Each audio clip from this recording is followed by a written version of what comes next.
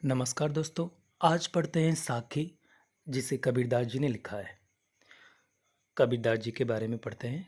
कबीरदास जी एक महान संत, कवि और समाज सुधारक थे। उनका जन्म 15वीं शताब्दी में हुआ था। वे भक्ति आंदोलन के प्रमुख कवि थे और उन्होंने हिंदू मुस्लिम एकता का संदेश दिया। कबीर के दोहे आज भी लोगों को सच्चाई, प्रेम और ईश्वर की भक्ति की सीख देते हैं। उन्होंने अंधविश्वास और बाह्य आडंबरों का विरोध किया। उनका प्रमुख ग्रंथ है बीजक। मुख्य बातें: जन्म 1398 वाराणसी, मृत्यु 1518, रचनाएं साखी, रमैनी, बीजक। संदेश: सच्ची भक्ति, एक ईश्वर, मानवता और प्रेम। तो साखी शब्द का अर्थ है एक ऐसी छोटी बात या दोहा जो जीवन की सीख, सच्चाई या नीति बताती है। तो शुरुआत करते हैं।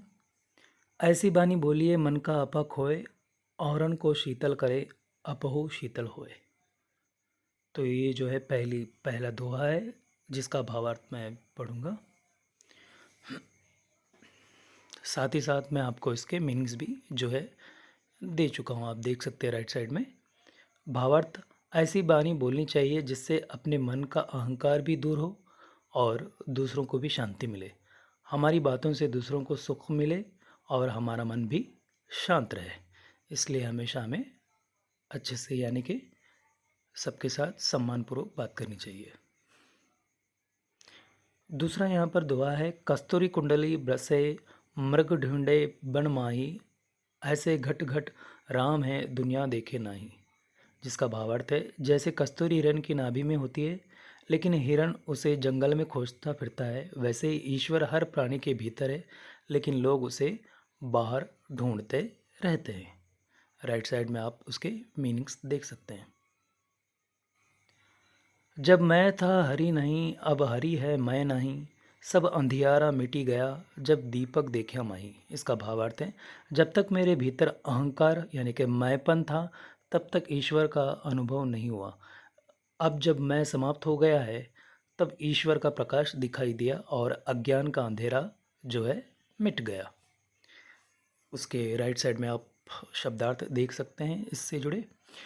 सुखिया सब संसार है खाए अरु सोवे, दुखिया दास कबीर है जागे अरु रोवे। जिसका भावार्थ है, दुनिया के लोग खुद को सुखी समझते हैं, खाते पीते और सोते हैं, पर कबीर दुखी है क्योंकि वह जग रहा है, संसार की माया को देखकर रो रहा है। और जिसके शब्दार्थ आप जैसे कि देख सकते हैं राइट साइड में।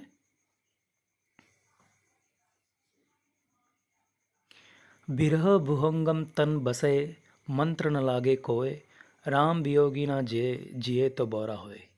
इसका भावार्थ है, जिस व्यक्ति के जीवन में राम यानी कि ईश्वर का वियोग होता है उसके लिए यह वियोग ऐसा है जैसे सांप शरीर में बस गया हो, जिस पर कोई मंत्र असर नहीं करता।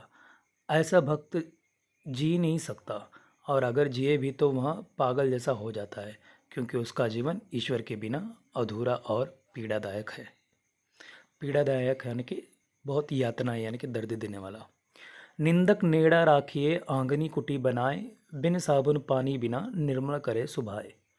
जिसका भावार्थ है, जो आपकी आलोचना करता है उसे अपने पास ही रखना चाहिए, क्योंकि वह बिना साबुन और पानी के ही आपकी कमियों को दिखाकर आपका स्वभाव सुधार देता है। तो इसलिए निंदक जो है वो पास में रखना बहुत ज़रूरी है। निंदक यानी कि जो बुराई करते हैं और जो आलोचना करते हैं वैसे लोग।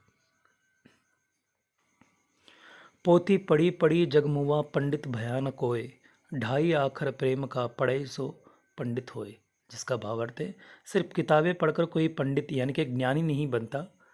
संसार इसी भ्रम में पड़ा है। जो प्रेम के ढाई अक्षर को समझ लेता है वही सच्चा पंडित है, यानी जिसके भीतर प्रेम, करुणा और नम्रता है।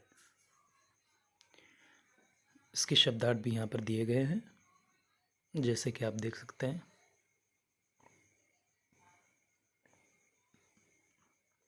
हम घर जालिया अपना लिया मुराड़ा हाथी, अब घर जालो तास का जे चले हमरे साथी।